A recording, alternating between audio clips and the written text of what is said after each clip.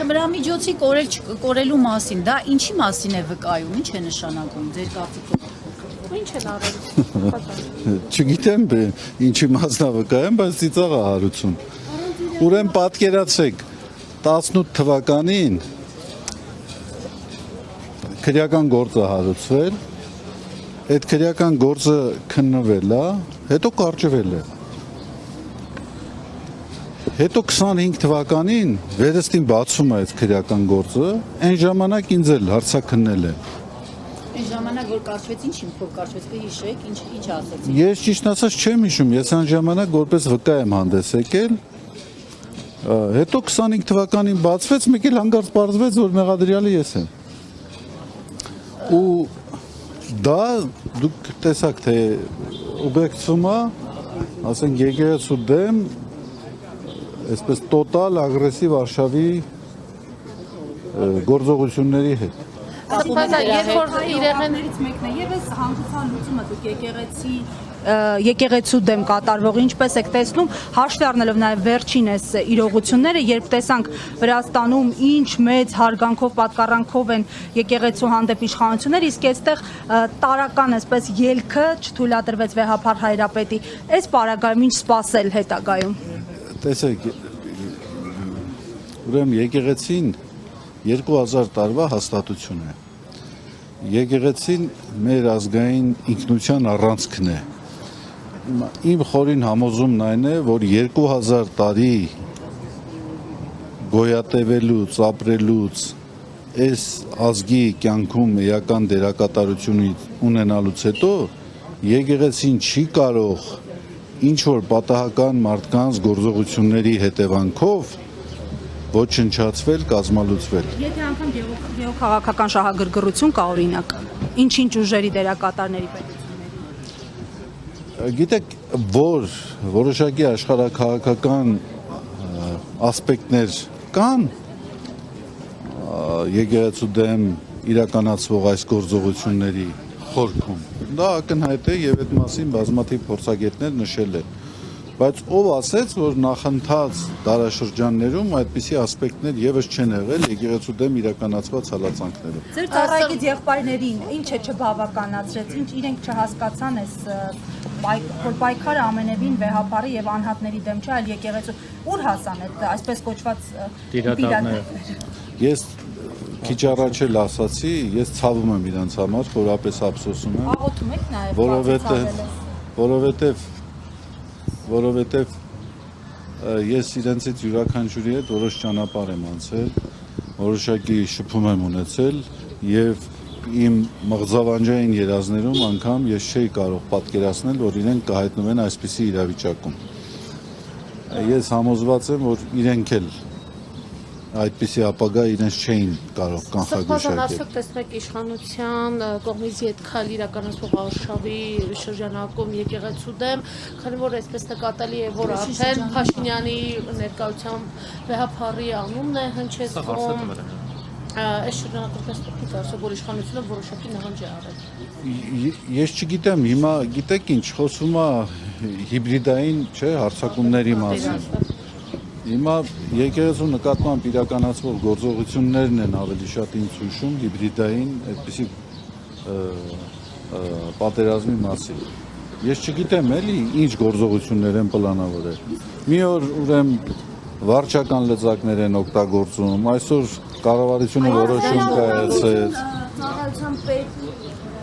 կարող եք ասել, փաստորեն ինքն էլ Վեհափարին դիմեց ավազանի անունով, Վեհափարի եղբորը գործակալ անվանեց, փաստորեն ազգային անվտանգության ծառայությունն է ողջ գործընթացը նաև կուրացիան, հա, անում։ Տեսեք, քաղաքը պարտանալ։ Վահե ջան, հարցին տեսեք, էլի, իհարկե ես այդ մոտեցումն էլ չեմ կիսում, երբ որ մարդիկ հայտարարություններ են անում բացարձակապես հիմքերից զուրկ եւ դա փորձում են քողարկել միայն նրանով, որ այդ հայտարարությունը քաղաքական է։ Ցանկացած անպատասխանատու հայտարարություն մարդիկ փորձում են հիմնավորել նրանով, որ դա քաղաքական հայտարարություն է։ Սա բնորոշ է քաղաքական գործիչներին, իրավապահ համակարգի ծառայողները, բարձրագույն պաշտոն զբաղեցնող անձինք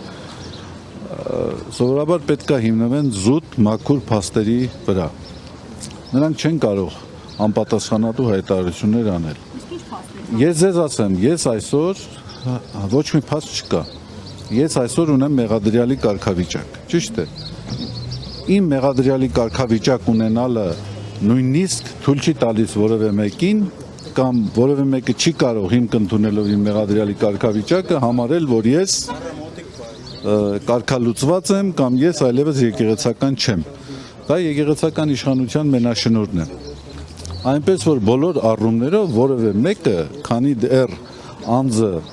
եկեղեցական աստիճան է զբաղեցնում, չի կարող նրան աշխարհական անունով կոչել։ Միևնույն ժամանակ Սրբազան մայրաթորը կարգալույծ արեց որոշ հոգևորականների թեմի առաջնորդների, օրինակ Արման Սարոյանին, վերջերս ներկայացրել թեմի առաջնորդին, բայց նրանք չեն ընդունում այդ ամեն ինչը, շարունակում են զբաղվել։ Դե գիտեք ինչ, ով չի ընդունում։ Նույն Գևորգ Օրինակ նախկինում Տեր Արամը շարունակված է կատարությունն Դե դա գիտեք մենք տեսեք մենք նախկինում էլ ունեցել ենք եկեղեցականներ, որոնք կարգալուծվել են եւ որոնք չեն ճանաչել այդ կարգալուծությունը։ Բայց դա ըստ էության ոչինչ չի փոխել իրենց կյանքում։ Չեն ճանաչել, ասում են մենք շարունակում ենք դատական կարգով բողոքարկել են, չգիտեմ։ Դատական կարգով բողոքարկելը դա վերջին ժամանակների նոնսենսն է, որովհետեւ նախկինում այդպիսի հնարավորություն չունեին եւ առհասարակ թեև եվրոպական օրենսդրության պրակտիկայում եւ թե մեր պրակտիկայում նման դեպք չկա արձանագրված։ Դա ուղղակի կոպիտ ցեխոտ ոտերով միջամտություն է կրոնական գործերին։ Գուցե զարմանաք, բայց ձեր եւ վեհափառի հարաբերությունները լավ են, երբ դուք բանտարկված էիք, փորձում էին լարվածություն, հա, գտնել, նույնիսկ նշում էին, որ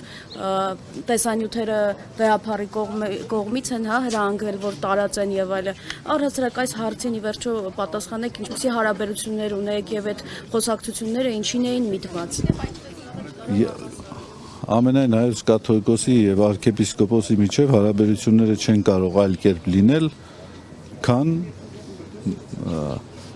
հայրապետի եւ եկեղեցականների հարաբերություն։ Տեսանյութի տարածման հետ կապված կասկածներ ունեք, ով կամ ովքեր կարող էին դա սարքել, տարածել։ Գիտեք, ինձ թվում է այնտեղ ավելի շատ ինչ որ խանդոտ կնոջ ձեռագիր է երևում, քան ասենք ինչ որ տարբեր մարդկանց։ Ով կարող է լինել։ Դժվարանում եմ ասել։ Հիմա ասենք որ հարցնում եք, տենց էքսպրոնտ պատասխանում եմ։ Սրբազան այնուամենայնիվ երկրի առաջի դեմքը ժողովրդին սպառնում է պատերազմով, ձեր կարծիքը այս մասին ասում է, եթե իրենք սահմանադրական մեծամասնություն չկազմեն, սեպտեմբերին աղետաբեր պատերազմ է լինելու, սա շանտաժ է, թե եւս դες որտեղից նրան այս տվյալները, որովհետեւ մինչ այժմ չեն հրապարակում։ Փաստորեն սա այներ ինչ որ միջև հիմա փորձեր արվում ապացուցել։ Մենք ինքը ասում էր որ խաղաղություն է լինելու, ժողովրդի մի ստվար հատված ասում էր որ խաղաղությունը պետք է երաշխավորված լինի, որպեսզի պատերազմ չլինի։ Հիմա ու վերադառնում ենք նորից նախքին կետին։ Չլինենք, կլինի։ Այսինքն ուզում եք ասեք խաղաղություն չեն հաստատել, գիտեն որ պատերազմ է լինելու եւ նման կերպ են։ Դե ես ենթադրում եմ որ իրենք էլ գիտեն հավանաբար որ հիմքերը ամուր չեն։ Այլապես ինչու պետք է այդպիսի բան ասել։ Սրբազան այսօր ազգային ժողովը ամբողջությամբ ընդունեց մի օրենք, որով այսուհետ եկեղեցուն, պետության հողերը սեփականության իրավունքով չեն տրվելու են անհատույց։ Դե ասում են, որ այդտեղ որևէ միտում չկա եւ այլն։ Միտում տեսնում եք այս շրջանակներում հատկապես։ Գիտեք, միտում չտեսնելու համար շատ մեծ կուրություն է պետք։ Ինչ են ուզում անել ասել դրանով։ Դե պարզ է, հերթական ռեպրեսիան է, հերթական բռնաճնշումն է, ինչ է նշանակում եկեղեցին չի կարող սեփականության իրավունքով հողեր ստանալ, երբ այդ եկեղեցիները, որոնք որ կառուցվեցին, պատմական սեփականությունն են եկեղեցու։ Հետխորհրդային մի շարք երկրներում փոխհատուցման օրենք ընդունվել, չէ՞։ Երբ որ խորհրդային միության տարիներին, խորհրդային իշխանության տարիներին եկեղեցուն հասցված վնասների համար փոխհատուցում է տրվել։ Մինչև հիմա վրաց եկեղեցին այդպիսի փոխհատուցում է ստանում։ Մերձբալթիկայում այդպիսի փորձ եղել է։ հայ իրականության մեջ այդպիսի փոխհատուցման ինստիտուտ ներդրված չի եղել։ Այն համոզումով մեր կաթողիկոսները մտածել են ազգային եկեղեցի, ազգային պետություն։ Հիմա եթե այդ եկեղեցիները, որոնք որ եկեղեցու պատմական ժառանգությունն են, չպետք է վերադարձվեն հայ եկեղեցուն, ումը պետք է վերադարձվեն։ Կան տենց հողեր Ինչու՞ չէ, բազմաթիվ Հայաստանում կա 18000 պատմամշակութային հուշարձան պաշտամունքային կարգավիճակ ունեցող։ 18000 եկեղեցու տնօրինության տակ գտնվում են մոտավորապես 300-ը։ Սրբազան Նիկոլ Փաշինյանը արդեն ասացինք Մոտավորապես, վստահ չէ։ Ստացվում է դրանք չի ուզում տալ Հա, հիմա ինչ են ուզում անեն։ Վերջերս Սևանի եկեղեցում կարծես երբ որ գնաց սպոնտան կերպով պատրակի մասնակցելու Նիկոլ Փաշինյանը այնտեղ վեհապար Հայրապետյանունը չզեղչվեց, այսինքն ըստ կարգի հայտարարվեց եւ պատրակը մատուցվեց։ Դա բավականին այսպես դժգոհություն էր առաջացրել իրենց մոտ, դրանից հետո կարծես թե չի այցելել այլ եկեղեցիներ։ Ինչ է կարծում արդյոք սպառվել են այն